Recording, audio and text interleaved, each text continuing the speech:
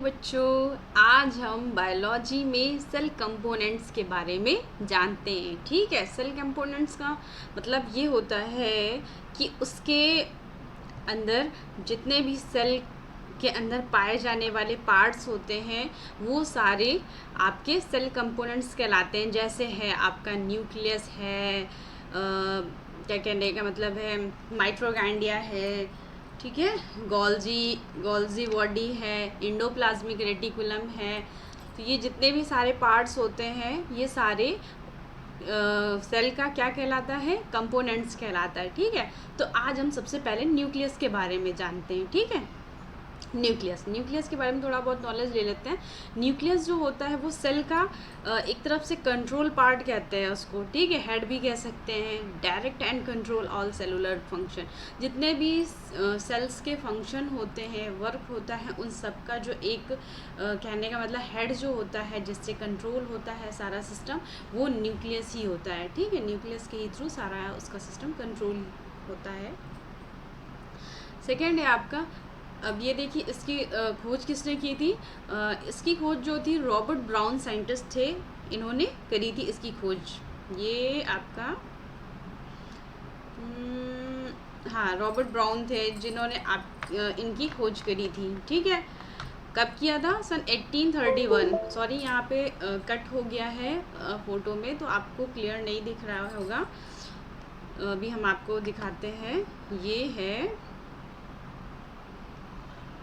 ठीक है, यहाँ पे कहाँ पे, ये देखिए, ये है 1831 में हुआ था। ठीक है, ठीक। और ये देखिए, जो न्यूक्लियस होता है वो मोस्टली सेल में एक ही पाया जाता है, लेकिन बहुत से ऐसे सेल्स होते हैं जिनमें एक सेल के अंदर कई न्यूक्लियस प्रेजेंट होते हैं। जैसे एग्जांपल के लिए देखें, जितने भी मैमल्स होते हैं उनमें ब्लड सेल्स एक होती है जिसे एरिथ्रोसाइट्स कहते हैं। ठीक है, उसके अंदर उस एक सेल के अंदर कई न्यूक्लियस प्रेजेंट होते हैं। ठीक है, इसी प्रकार आपका प्लांट में देख लेते हैं। जैसे वेस्कुलर प्लांट होते हैं, जैसे यूकेलिप्टस है, ट्रैकिया टाइप के प्लांट्स होते हैं, जितने भी इलोंगेट काफ़ी लंबे प्लांट होते हैं उनमें शूट ट्यूब सेल्स प्रेजेंट होती है। वो उसमें एक सेल के अंदर काफ़ी न्यूक्लियस प्रेजेंट होता है।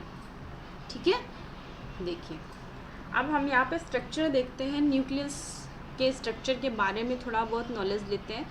न्यूक्लियस में जो मेन 4 पार्ट्स होते हैं, मेन उसके जो होते हैं, ठीक है, एक तो होता है न्यूक्लियस मेम्ब्रेन होती है, जो सबसे आउटर स्किन होती है। ठीक है, चारों तरफ से वो एक सेमी परमेबल मेम्ब्रेन के फॉर्म में प्रेजेंट होता है। ठीक है, जिसे हम लोग न्यूक्लियर मेम्ब्रेन होता है। सेकेंड आपका उसके जैसे न्यूक्लियस मेम्ब्रेन होता है। ठीक है, और सेकेंड जो है न्यूक्लियोप्लाज्मा।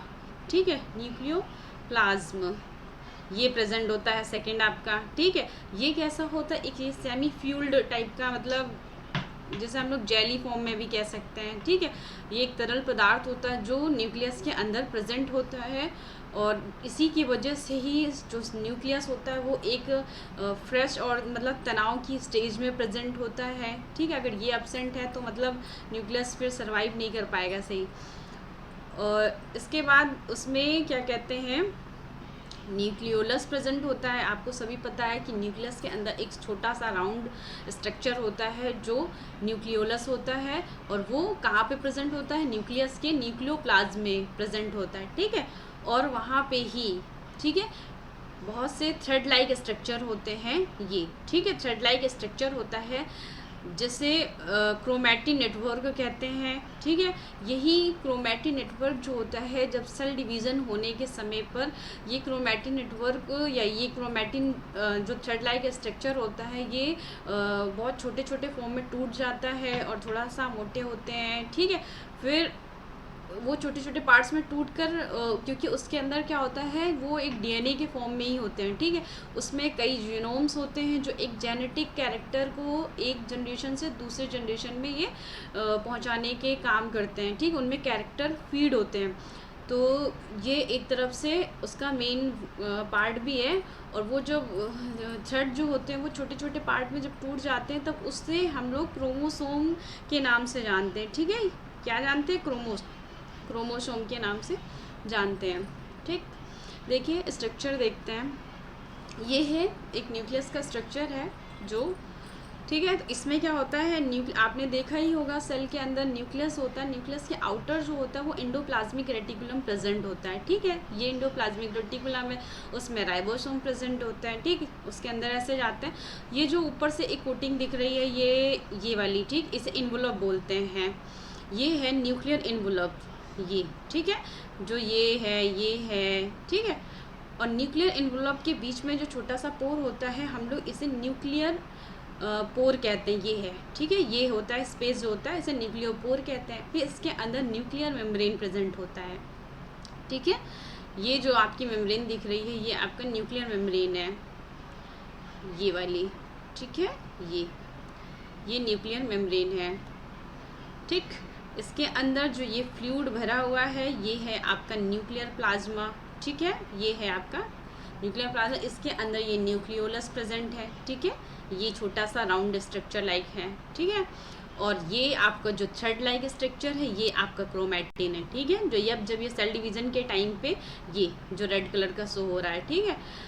तो ये सेल डिवीज़न के टाइम पे यही थ्रेड लाइक स्ट्रक्चर जो होता है वो छोटे छोटे थ्रेड में कन्वर्ट हो जाता है, जिसे हम लोग क्रोमोसोम के नाम से जानते हैं, ठीक।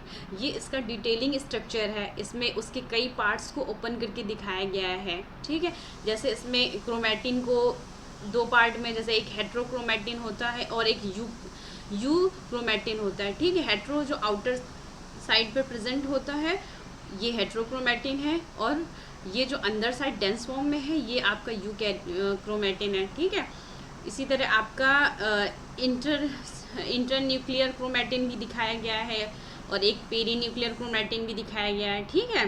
ये और आपका बाकी तो आपने उसमें देख लिया, पहले वाले ही स्ट्रक्चर में देख लिया है, ठीक है। बाकी और सब वैसे ही है, ठीक। मेन ये है कि इसमें डिटेलिंग से आपको ये पिक्चर दिखाया गया है, ठीक है। नेक्स्ट अब देख लीजिए, फंक्शन देख लीजिए, न्यूक्लियस का फंक्शन क्या होता है। आपको पहले ही बता दिया है कि न्यूक्लियस जो होता है वो एक तरफ से कंट्रोल होता है, मतलब जो सेल को कंट्रोल करने का पूरा काम क्या होता है, न्यूक्लियस का होता है, ठीक है। न्यूक्लियस में प्रेजेंट होता है क्रोमैटिन, जिसका मेन वर्क भी आपको डिफाइन कर दिया है कि इसका जो मेन वर्क होता है सेल डिवीज़न के टाइम पे ये क्रोमोसोम में कन्वर्ट होता है। उसमें जो होते हैं वो क्रोमोसोम एज अ डीएनए के ही फॉर्म में बने, मतलब डीएनए ही बना होता है वो क्रोमोसोम, ठीक है। और उसमें काफ़ी जीन्स प्रेजेंट होते हैं, जो सेल डिवीज़न के टाइम पे ये जीन्स जो होते हैं एज अ कैरेक्टर एक जनरेशन से दूसरे, मतलब एक सेल से दूसरे सेल में ये कैरेक्टर जो होते हैं जाते हैं, ठीक है। और जो इसमें क्या कहते हैं, न्यूक्लियस के अंदर न्यूक्लियोलस प्रेजेंट होता है, उसमें एक तरफ से मैसेंजर आरएनए का काम करता है, मतलब उसमें जो मैसेज होता है जो हमारे एक जनरेशन से दूसरे जनरेशन में जो भी कैरेक्टर या जो भी फॉर्म कराना, या एक तरफ से कह सकते हैं, तो वो सारा मैसेज इसके थ्रू जाता है एंडोप्लाज्मिक रेटिकुलम के पास, जहाँ पे क्या कहते हैं प्रोटीन सिंथेसिस होती है, ठीक है। वो पूरी प्रोसेस होती है, फिर आगे आपको वो क्लास में बताएंगे। इस प्रकार इसके जो मेन फंक्शन है ये ही हैं, ठीक है।